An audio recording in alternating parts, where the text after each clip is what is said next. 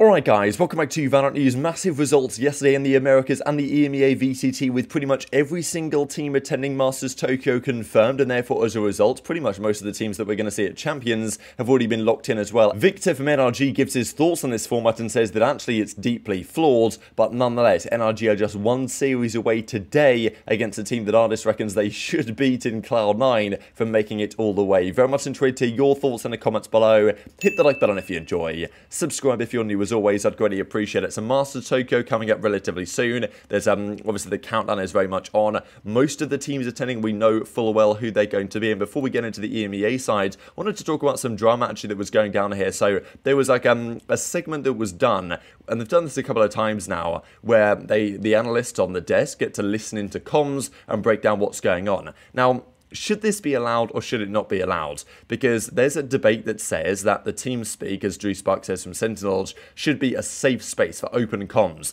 and the players shouldn't have to worry about any of their comms actually getting brought up by the broadcast. Or at least if that is to be the case, then the teams get, informed ahead of time that certain things are going to be used, or they have to like agree to it with the broadcast talent to be like, hey, we want to use this segment, and the team has to say, okay, sure, because if some of this broadcast stuff is going to go on air with the comms, and other teams are going to listen to that, it can give some advantage in terms of the way they deal with certain situations, the way they communicate, and it maybe feels like the kind of in-game communication stuff should be left behind the scenes in private. So there's been some debate on whether that should or should not be the case.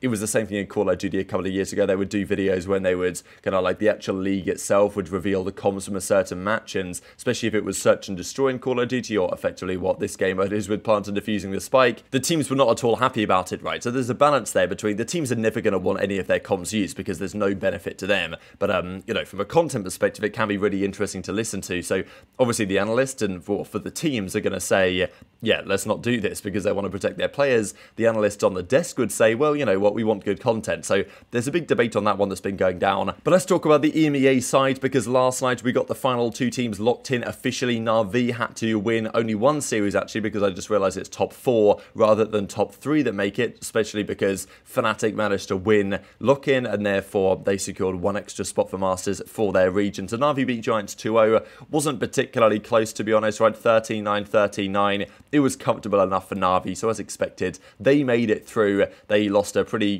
competitive series to Liquid, but they got the job done. And then FUT Esports took down Vitality. Super impressive, great for the Turkish scene as well, because they got, they got embarrassed, to be honest, right, by Fnatic on those final couple of maps of the series, but 13-9, and then 13-9 the other way, and then 13-6 in the end. So definitely FUT Esports the better team. Vitality will be frustrated they lost this one because it was a great chance for them to make it all the way through, but eventually they go down, and that secures these 4 teams, Fnatic, Liquid, Na'Vi, FUT Esports, all the way to Masters Tokyo, right? Now, for Champions, it's a different story because that's not yet guaranteed. I'm pretty sure there's not 4 teams from EMEA at Champions from the regular side. There's 3 plus 1 from the last chance qualifier, as are the other regions. So I believe the Fnatic victory just gave them the edge at Masters for their region at least. And Na'Vi will still want to win this one and, progress onwards, right? But so these 4 teams will be in Tokyo, which is a good sign for them. So yeah, officially confirmed now. Fnatic, Liquid, Na'Vi, and FUT Esports. Definitely these 3 teams I would have said, but a bit of a wild card there, so pretty nice to see. Let's dive into the Americas though, because a different story over here. Xeltis could potentially have got, the most kills in the VCT Americas had he got rather a lot of kills in today's series, but unfortunately was not the case for him. But we'll start with NRG Furia. So, I mean, look, NRG lost the series to EG. It was incredibly impressive by Evil Geniuses. Still remarkable that they made the run that they have done, to be honest, over the last several weeks. But NRG were, the other real favourite, theoretically, from the North American side. And, look, I think we thought going into these playoffs, Loud would make it. And after that, I would have said that probably Cloud9, NRG, Leviathan, like all of those, probably relatively likely. But as it turns out, EG with a second team, leaving only 1 spot remaining. And it's actually going to come down to 2 North American teams. So it's interesting the comeback that NA have had in a way, that they started off the split really poorly, right? It was South America all the way, Brazil, and the South American teams really just putting on a show. And then as time has progressed, it's the North American teams that have come good, apart from Loud, that are still the best in the region, at least by the numbers, really. Who knows if that will remain the case, if, maybe Evil Geniuses will come through and knock them off their perch. But, outside of that, it was really, some of the other NA teams that are going to make it here. So it actually does come down now to between the final 2 NA teams, NRG and and Cloud9, and Ardiis kind of says in response to this, like, look, we should beat either of the two teams that are on stage, Cloud9 or Leviathan, and of course it was Cloud9 that went on to win, we'll see in a second, and reckons, like, look, they're decent teams, but they're far from great teams like NRG believe they can be on their day. 3 or 4 times. So on the ride back, it was depressing. It was a very depression. Yeah.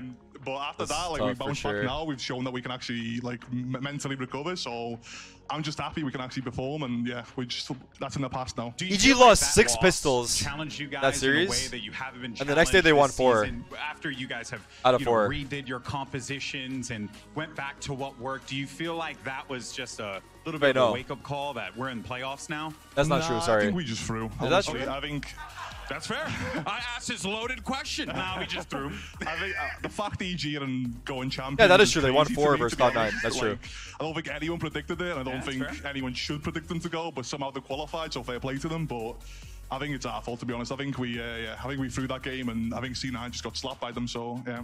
Yeah, I mean, look, man. I think at the end of the day, right, it's going to be C9 NRG, man. No, I'll be so hyped. You know, you got Lev, C9 on the other side. You push forward, win little this practice game, on the comp. You move forward. Yeah. What, or rather, who would you rather want to play there?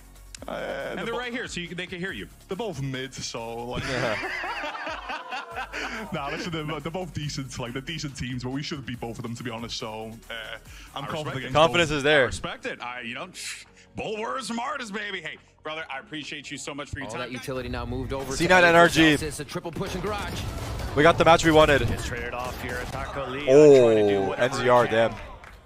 But we've seen this story GG. before, Leviathan against Loud, where the they are running it down like ranked. And a spike falls, but we're still holding strong. Damn. Delsis to close it out. Delsis steps up, and C9 finally tamed the Sea Serpent and ends Leviathan's hope. C9 NRG. One team makes it, one team is out. NC's to Leviathan.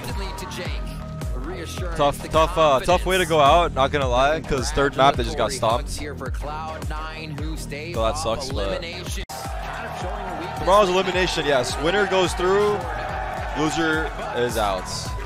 So one more NA team is guaranteed to go to Tokyo. We are guaranteed 2 NA teams to Tokyo. Who would have thought? To be honest, I said it during the season. I was worried we might not have one team. Jake's parents in the crowd. I was worried we might not have one team. We have 2. 2.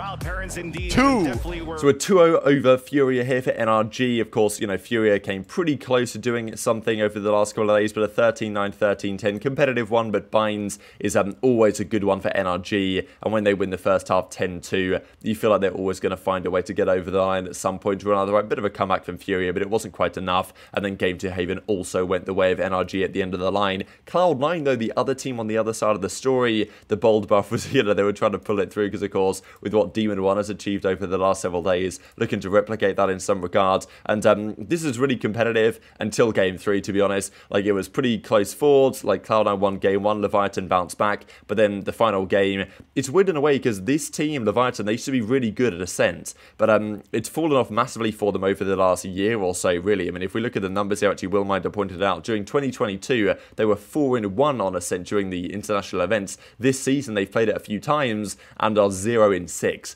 So, yeah, not a map that's working well for them right now, and they got pretty much bodied on the final map of this series as well here by Cloud9. So, look, I thought Cloud9 would win this one. Leviathan, they've been kind of falling off a little bit over the last several weeks, and it now sets up a really interesting situation with Zelsis and Co on Cloud9 up against NRG. In a way, it's like, not exactly the old guard, but NRG should be the favourites. They came into the season, the debate would have been that they should have been probably the #1 team in the Americas, or at least in North America, right? And one of the teams that can challenge and can beat Loud that we saw not long ago. And it's going to be interesting, like, whether that kind of Loud versus NRG curse, not exactly curse, but the magnetism between those two teams continues, because if they were to win today, there's a very good chance they would play Loud at some point in the rest of the tournament. But yeah, Cloud9 get the job done.